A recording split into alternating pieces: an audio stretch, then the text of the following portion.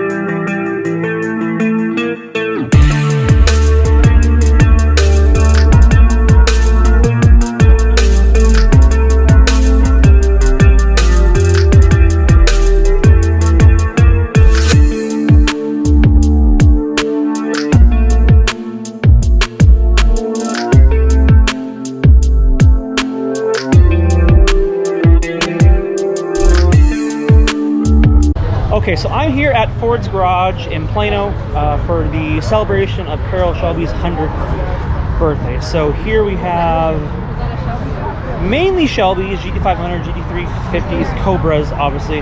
So I don't know exactly how many cars are here, but they said there's roughly right around just over, let's just say between 100 to 150 cars. 95% of them are Shelby 500, like Shelby GT500s, GT350s, and then you got your few Cobras and everything like that sprinkled in. Alright, so then you got my shit box, and then you got this guy, 1314 GT500 with a Whipple. I haven't seen this guy, I don't know who this person is. Hopefully I'll have a chance to talk to him. Curious to see what kind of power he's putting down. So and then we got all white carbon fiber track pack GT500 without the stripes, but something you don't see a lot of is a 11 or 12 Super Snake. This one's got the carbon fiber pack. I just got the carbon fiber front lip, the rocker panel there. It's nicely done. So we're gonna go inside, go get some food. For anyone that hasn't been to a Ford garage, it's like a burger joint with like craft beers and stuff, but they legitimately have probably some of the best burgers I've ever had. I don't know if it's like the sauce they put on them or how they grill it and they like stamp your bun. It's like it's the whole thing. It's good food, so we're gonna go get some food. So I had to stay up front. They got this GT500 parked right at the front entrance of Ford garage. Is this the Gone in 60 Seconds? No. Yeah. Oh, it is? Yeah.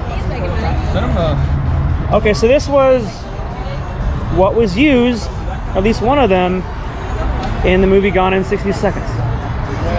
I didn't know they were going to showcase that here. Look at that. It's got a little something. Old school Kenny Bell. It's got the plaque here that it is a certified Eleanor. I stand corrected. I don't know if this legitimate specific one was used in the movie Gone in 60 Seconds, but it is a legitimate certified Eleanor edition GT500. All right, everyone, I am picking this video up here a couple days later. I didn't have the chance to do the rest of this at Ford's garage, just obviously because we ran out of daylight and time. So picking this video up here a couple days later, I'm actually, first things first, heading to the gas station to get some gas because, well, 87 miles until E, and just under half a tank. So gas mileage, obviously, people don't buy these for the gas mileage.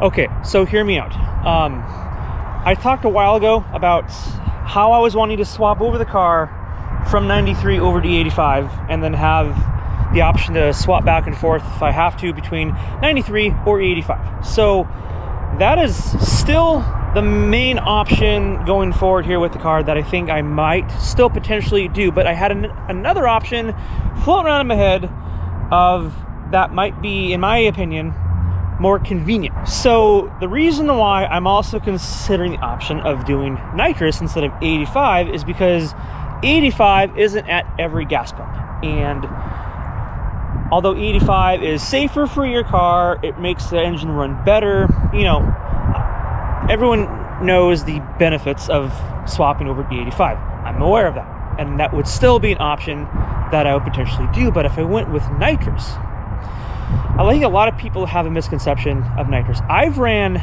nitrous on every performance car I've owned since high school, except for this one, and I've never had any issues with it. To be honest, it's all about how you have the car tuned, how you drive it, all the above. There's a lot of misconceptions about it, saying if you're putting nitrous on your car, you're going to blow it up, you're going to throw a piston through the hood, all that kind of stuff, and that's not necessarily true. So for myself, a benefit of going nitrous over 85 is I don't have to worry about trying to find a gas pump if I'm close to E, like I did here with 93. 93 obviously is at every gas pump. E85 is not at every gas pump. I believe the closest 85 station to me is about a half hour away. So if we do a lot of these back road country drives and I'm on E85, I got to make sure I have enough E85 in the car and my 5-gallon gas jugs. I got like 3 or 4 5-gallon gas jugs, which is enough for another entire full tank of gas. But if I did that and then I took the wife and kids with me on a back road country drive on E85, I got to find a way to fit the kids and the gas tanks in the trunk, and obviously the gas tanks won't fit in the trunk. So for me, it's the accessibility of trying to find the E85 at every gas pump, which obviously it's not, and then trying to drive with E85 and the tanks and the kids in the car. Now I know another option, I could do a flex fuel tune. I could flex between 85 and 93. I know that's also another option. But with going nitrous, you just stick the 10 or 15 pound bottle in the trunk. You could take out the bottle. I wouldn't use it all the time. The only time I would ever use it is essentially gap insurance. I would use it 60 rolls, taking it to the track in the spring and summer. Once I get a tire, obviously a stickier tire for the rear, that would be coming also along with nitrous, stickier tires. So with nitrous, you don't just purchase the nitrous and install it, slap it in, and call it a day. There's a lot of other components that you got to purchase along with the bottle. You got to get a bottle heater, you got to get a progressive controller. What the progressive controller is, or what it does, is it slowly puts the nitrous through instead of, you know, if you have the bottle turned on, you flip the switch, you hit full throttle, it has all that go through your engine like instantly, and that's, in most cases, that's what can fry a piston, that's what blows up your engine, and obviously you want to avoid all that stuff. So progressive controller allows to go in slower so it doesn't shock everything, blow the tires off, go sideways, all the kind of stuff you want to avoid. Another option with nitrous is going with what's called a window switch. So if you don't have a window switch, you got to be very good with your pedal that you don't hit full throttle at a certain RPM range, because the nitrous, as soon as you hit full throttle, it'll engage. So if you hit full throttle at 1500 RPMs, it'll go blow the tires off all the way until you back off the throttle. So what a window switch will do is you can program it so it engages, let's say for example, at 3500 RPMs up to 6500 RPMs, or whatever it is that you choose. So it just makes it safer on the engine along with the progressive controller.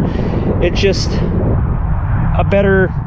it's a safer option and route to go because it hits instantly, it's simultaneous, it hits hard, and that's the main thing when you have nitrous that blows up a motor, fries a piston, blows the tires off, car goes sideways, causes accidents. So those things help prevent all that stuff from happening.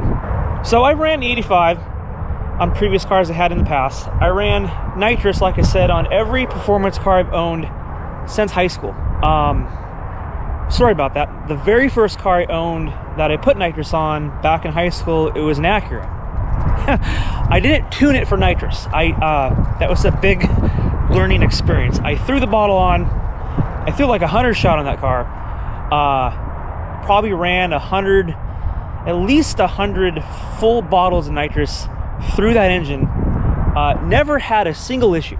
Car ran fine. I honestly don't know how or why, because I beat the hell out of that car and it wasn't even tuned for nitrous.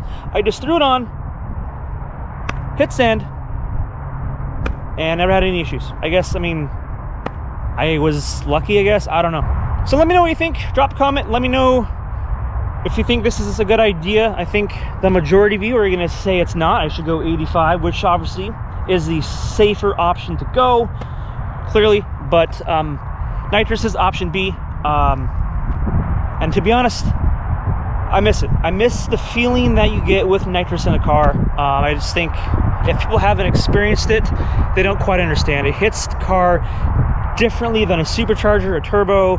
With 85, it's I don't know, it's hard to explain, but it's just how it feels. It's like experiencing an orgasm for the first time. All right, so that's going to conclude and wrap up today's video. If you guys are watching and you're not subscribed, please do me a favor, hit subscribe. I'm inching closer and closer to 1,000 subscribers, which I greatly appreciate. So hit subscribe, drop a comment, and I'll catch you guys in the next one. See ya.